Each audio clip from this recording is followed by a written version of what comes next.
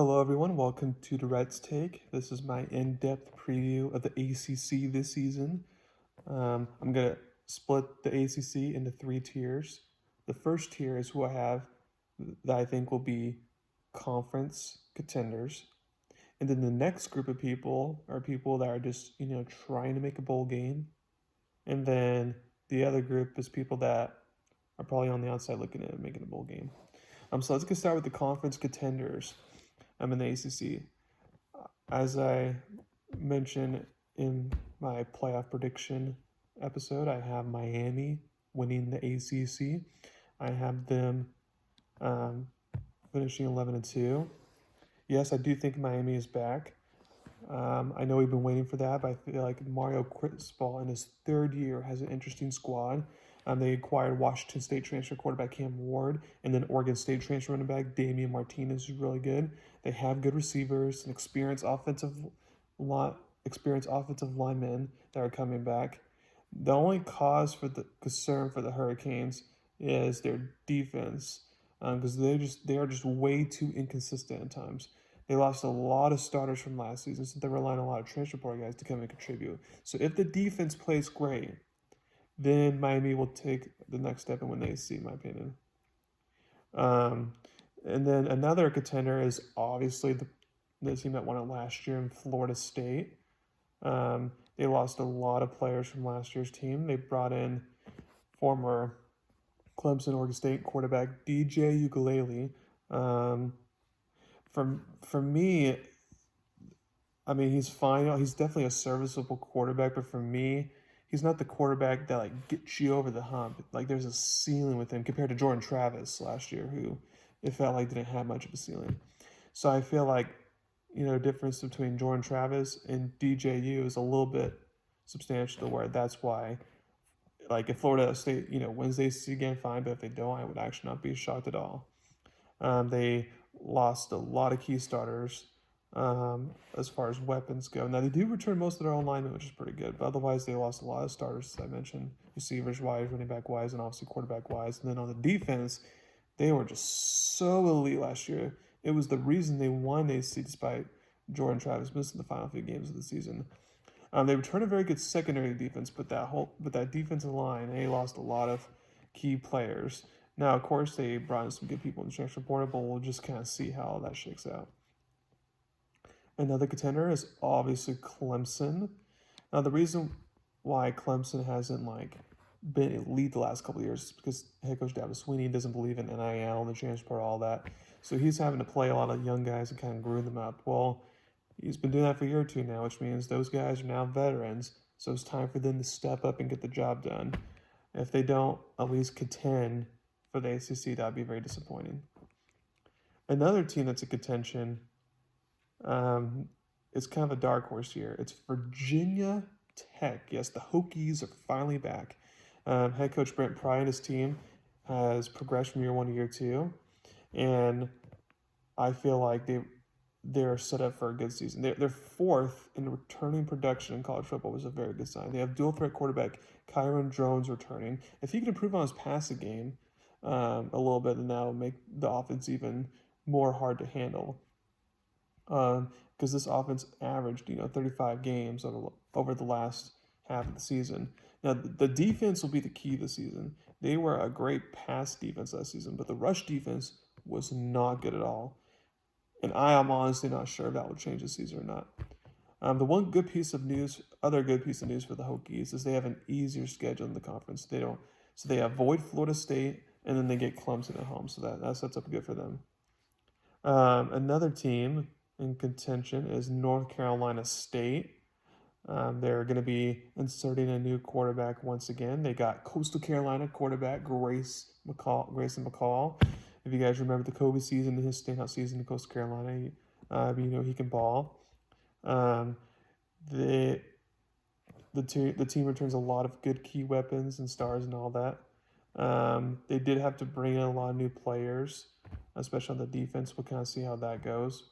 But I feel like, winning at least 8 games and not 9 games for them is totally possible. They can potentially contend in the ACC, like I just mentioned. And then the last team I feel like that could be a contender and they were in the AC title game last year, is Louisville. They acquired Texas Tech quarterback Tyler Show, and what's interesting about him is that he is very injury prone. Like he's injured basically every single season he plays.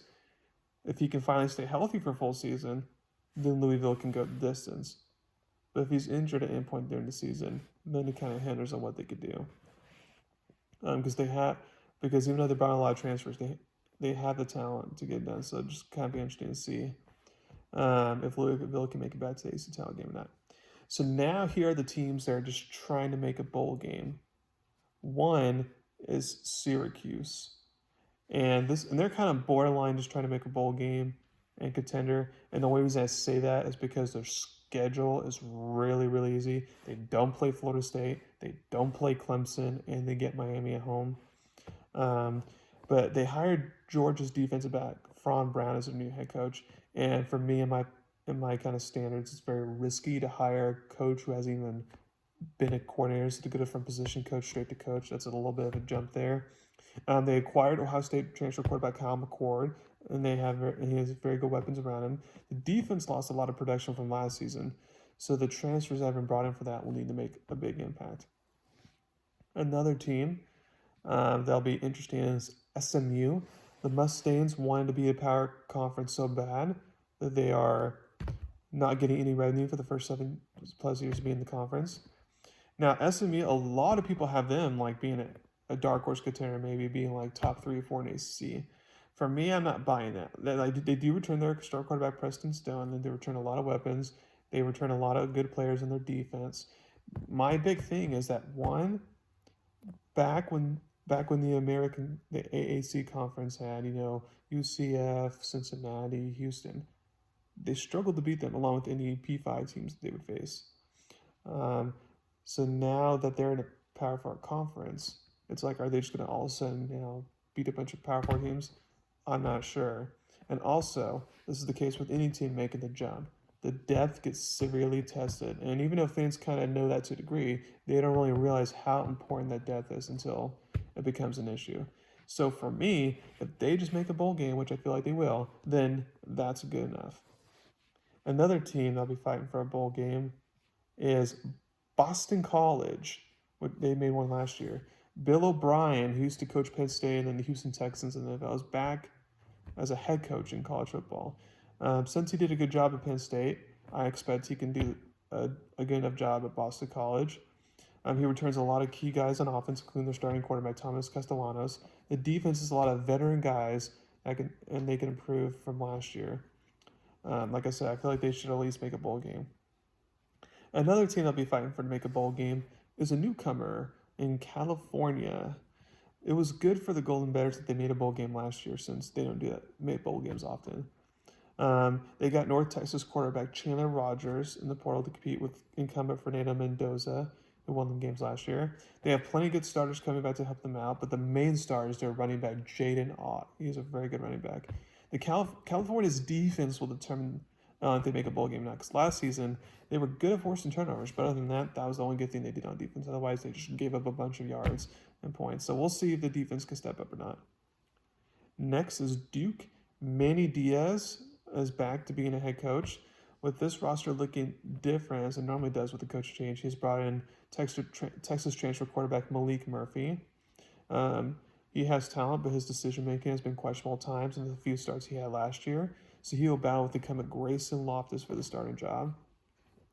They'll be playing behind an unproven offensive line group. That they do have good playmakers coming back, and the defense should be good once again, although there are questions on the defensive line. I think the goal for the Blue Devils, like I said, is just to make a bowl game.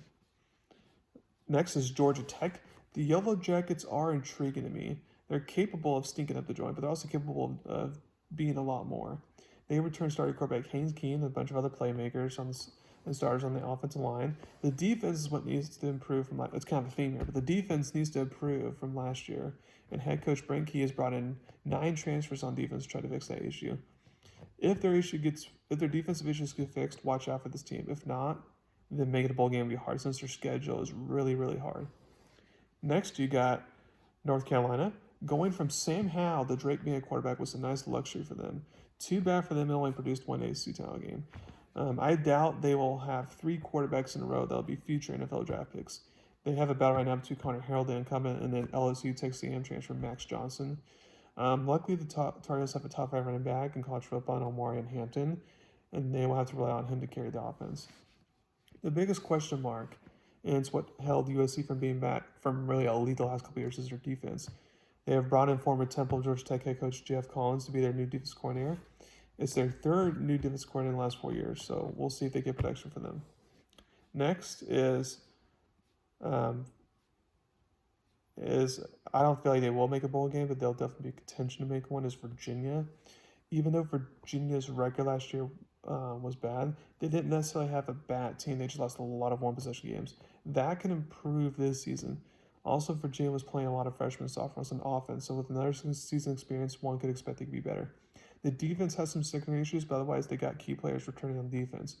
I wouldn't bet on Virginia making a bowl game due to their schedule, but not shock me. And the record once again doesn't reflect how decent the team could be. And then last but not least, here are a couple other teams that won't make a bowl game. For starters, we'll go with Stanford.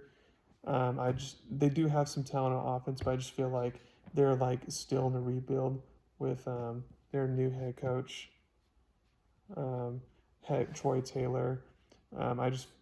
I would be shocked, especially with all like the potential traveling that they'll have to do within the ACC. I'll be surprised if they make a bowl game. Another one is Pittsburgh. They just did not have an answer at quarterback last year. And to be honest, I don't think they're going to have an answer once again. Now, they do bring a new offensive coordinator, K. Bell from West Carolina, to try to fix the offense. It'll be more of an up-tempo offense, so we'll see if that works or not. But typically with Pittsburgh, you can usually rely on the defense, and the defense was atrocious last year. And so if you're Pat Narduzzi, the head coach, you're on the hot seat this season, frankly. And if you don't get to bowl game, it's not going to look good for you. And then, last but not least, Wake Forest. The Deacon Deacons took a major step back from where they've been the last few years. Turns out they didn't have a good quarterback replacement for Sam Hartman. So they will have either veteran Michael Curran or either Boise State Louisiana Tech transfer Hank Bachmeier be the guy this season. The defense was okay last season, and they returned their top pass rushers. Their secondary did lose some production. I mean, maybe this team can make a bowl game if things shake all right, but my gut feeling tells me it'll be back-to-back seasons and not making a bowl game. So those are that's my ACC preview. Again, if you want to look at more in-depth stuff and look at bowl projections and all that, read my article on my LinkedIn page, Durrett. Thank you very much. You all have a wonderful day.